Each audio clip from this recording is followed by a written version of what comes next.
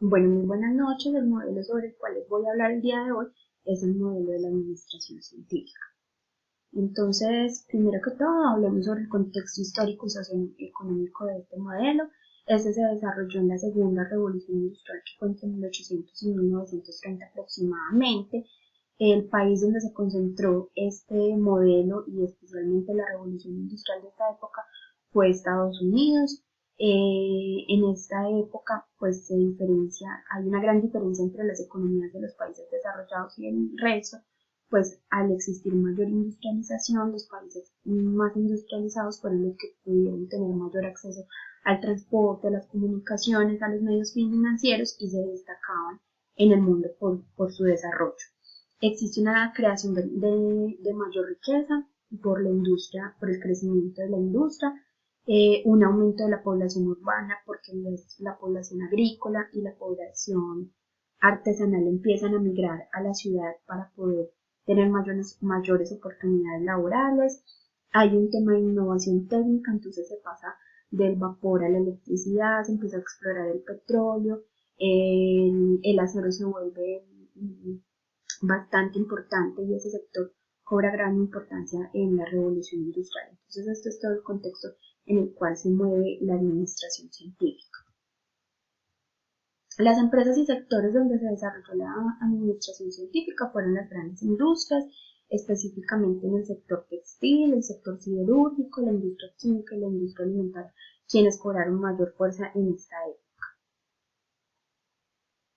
Bueno, los principales representantes de la administración científica, bueno, como padre de la administración científica tenemos a Frederick Taylor, tenemos como otros precursores a Henry Gant, a Frank Gilbert y Lillian Gilbert. Vamos a ver cada uno de sus aportes. Entonces, Frederick Taylor fue el fundador de la administración científica, nació en Filadelfia, en Estados Unidos. Su preocupación inicial era la de tratar de eliminar el fantasma del desperdicio y de la pérdida sufrida por la empresa estadounidense y elevar los niveles de productividad mediante la aplicación de métodos y técnicas de ingeniería industrial.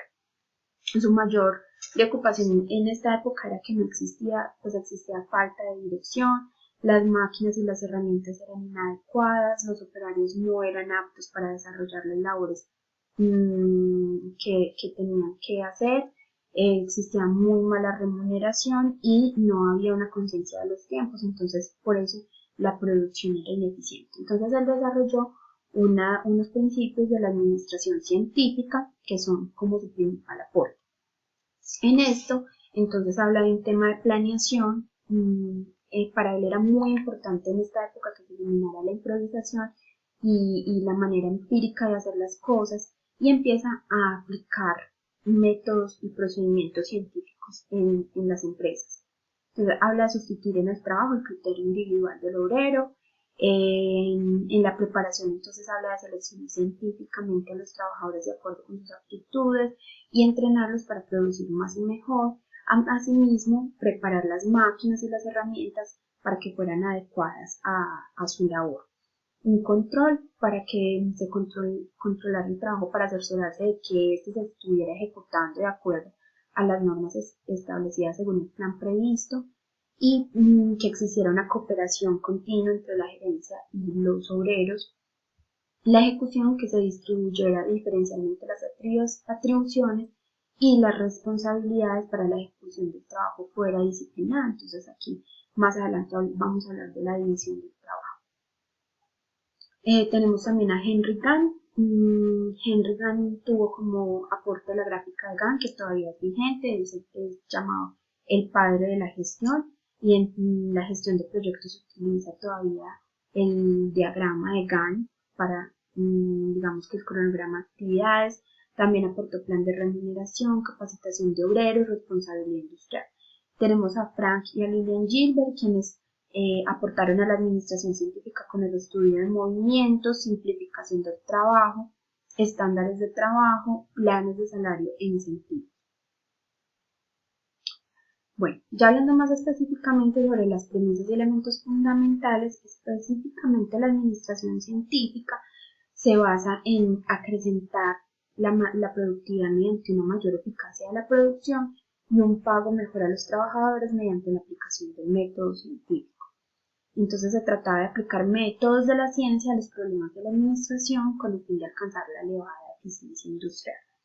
Se le da un enfoque científico a la administración, así como el estudio de operaciones repetitivas y de tiempos y de la división del trabajo.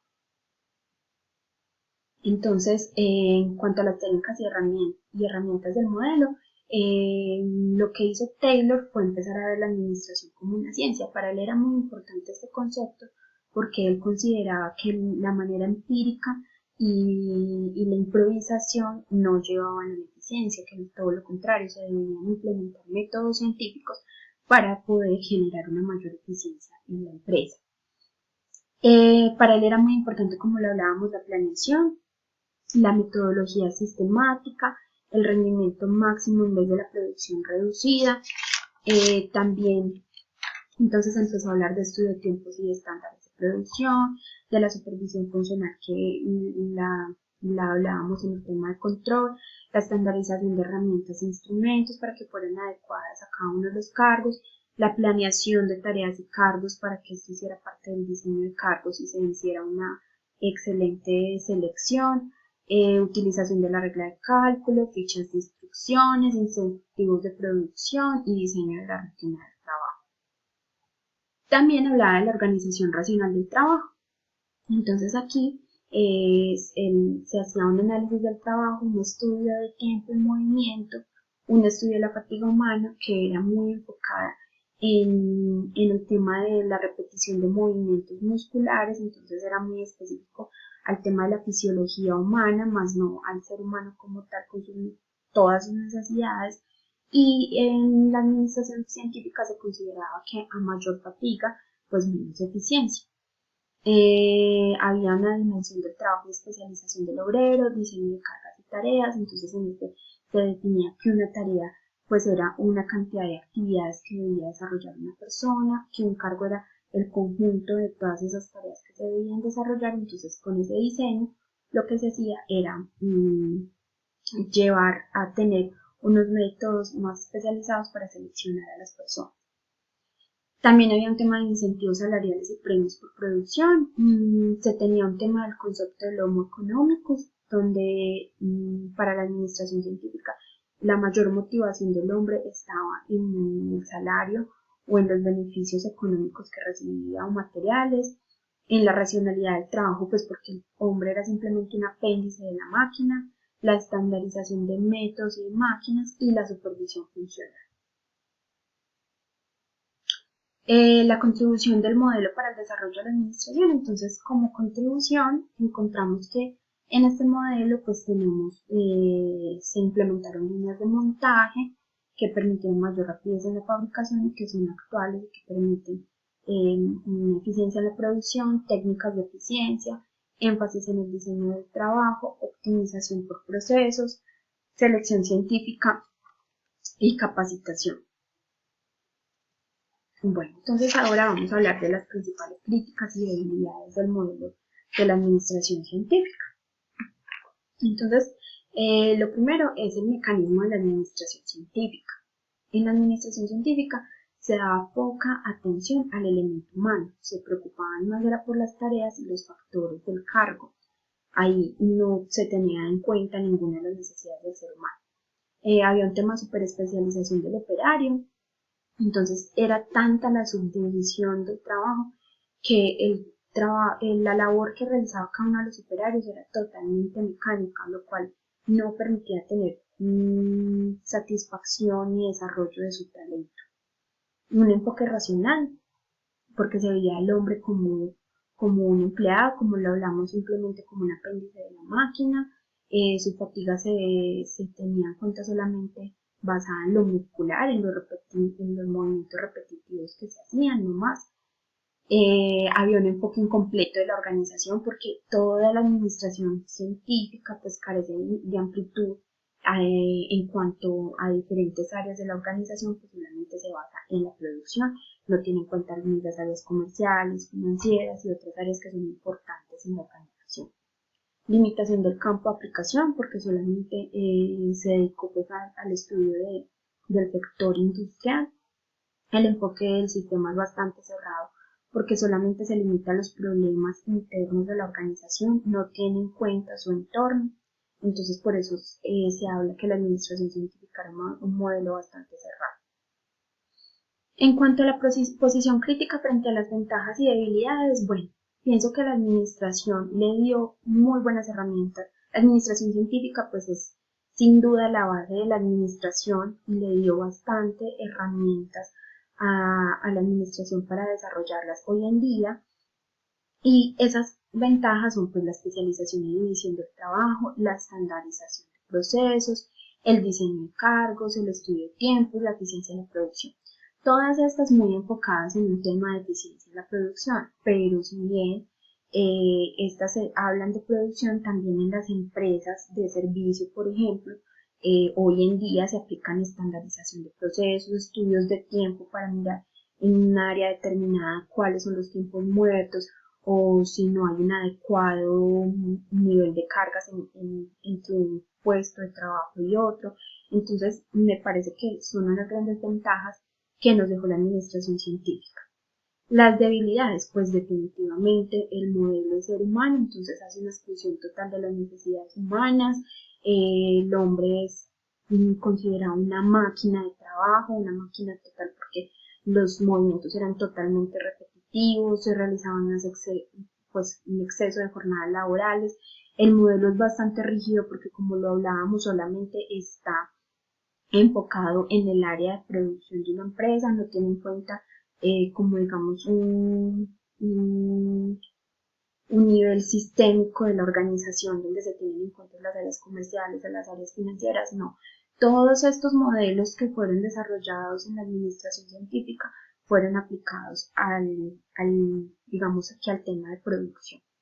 El trabajo rutinario, porque como lo hablábamos, pues en la administración científica el obrero era tratado simplemente como un apéndice de la máquina, entonces se especializaba tanto el trabajo que su rutina era todos los días, todo el día hacer la misma labor.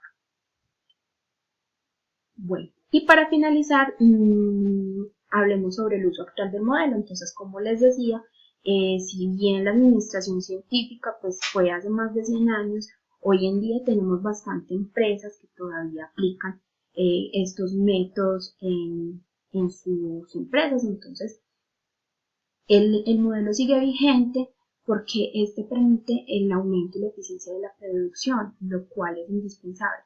Y considero también que hoy en día muchas empresas tienen como objetivo principal aumentar esa eficiencia en la producción porque estamos en un mundo muy competitivo donde la globalización ha cobrado pues gran importancia, digamos que es el entorno donde se mueven gran cantidad de empresas y para competir muchas de estas pues deben aumentar sus niveles de producción. Entonces vemos casos nacionales como Bavaria, Coltejer, Colmotores, Tejicóndor y Collantas que hicieron la aplicación de esta administración científica o de este modelo para poder aumentar sus estándares de producción. En el caso de Bavaria, que es una empresa nacional, pero que algunas de sus marcas se han internacionalizado, pues los estándares de producción deben ser muy altos y eficientes para cumplir con esta demanda. Y también en el mundo vemos empresas, sobre todo en el tema de las comidas rápidas, muchas empresas como McDonald's, KFC, han empezado a utilizar este tipo de modelo de administración científica, sobre todo en la especialización del trabajo y la división del trabajo, con el fin de entregar de manera más rápida los productos a sus clientes. Para ellos es muy importante el servicio al cliente y lo que han hecho es implementar la división del trabajo para que una sola persona se dedique específicamente a hacer una labor con el fin de poder entregar los productos de una manera más rápida y satisfacer así al cliente. Entonces, como lo vemos, digamos que la administración científica sigue vigente y lo triste es que a pesar de que existen muchos modelos que lo anteceden y que han estado en este tiempo vigentes para ver al hombre como un ser humano, pues definitivamente con este mundo tan globalizado, pues volvemos al hombre máquina.